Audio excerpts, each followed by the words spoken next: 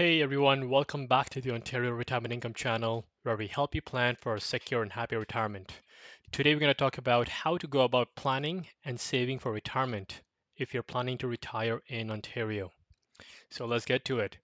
So first is going to be in terms of to determine how much you actually need for retirement.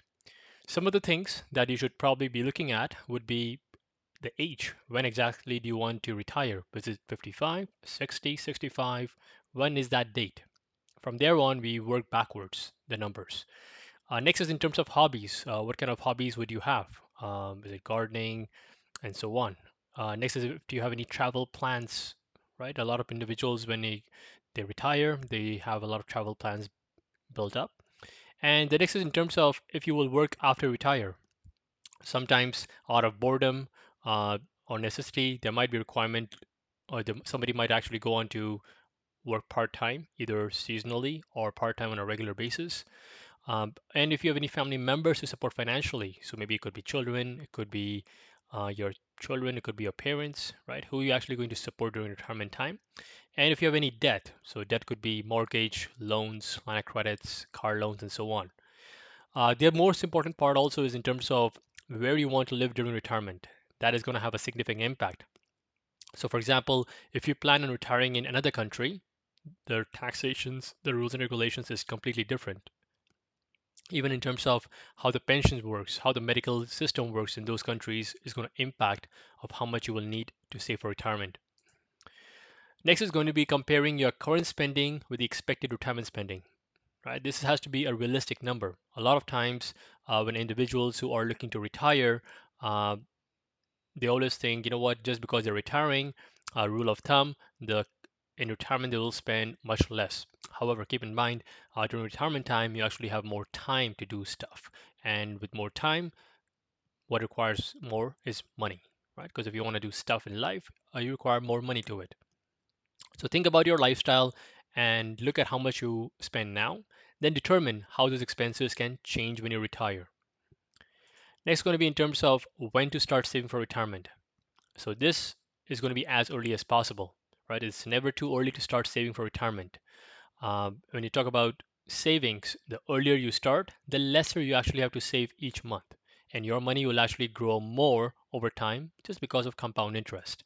This is a good chart which talks about three individuals, Jack, Jill, and Joey. Jack is the one who goes in and invests 200 bucks a month starting at age 25. And overall, in the span of 40 years or so, he contributes about $96,000. But if you look at the valuation of his portfolio, somewhere around 550-ish. Compared to Jill, Jill is investing $200 a month starting at age 35. So she waited 10 years, right? And she actually contributed $72,000. And if you look at the numbers, she's just under 250. And last is Joey. Joey decides to wait all the way till age 45 to start actually saving for retirement. And the amount is 200 bucks a month. He contributes $48,000. And if you look at the number, he's just over $100,000. So if you want to see who has whose investment has had more impact, 96,000 became almost around 550. So that's almost like 5 times. 70,000 became almost 250, so roughly around 3 to 4x. And 48 became about 100 odd. That's about just 1x, right? So you only just double your money once. So that's why putting in at the beginning, you have to put in less. You start late, you will have to put in more to reach the same. Next is in terms of inflation. I mean, in the last couple of years, we look at inflation as being skyrocketing, right? At some point of time, it was 8%, 7%, 6%, and so on. So when you're going to plan for retirement in terms of how much you actually need during retirement time, you have to be realistic in terms of looking at inflation. Now, what is inflation? Inflation is going to be the rising cost of the consumer goods and services, right? Now, inflation can impact you two ways. The first could be the increase in the goods and services you buy. So if you had $100 today, whatever grocery you could buy today, let's say you fast forward 5 years from now, that same $100 is going to buy you much lesser grocery. And lastly, in terms of how to start saving for retirement. So start saving a portion of every paycheck, right? So whether it's $100, $200, $300, whatever it is may be, start putting money aside into an account which is going to be earmarked for retirement. So the earlier you start investing, the longer your money can earn interest and grow.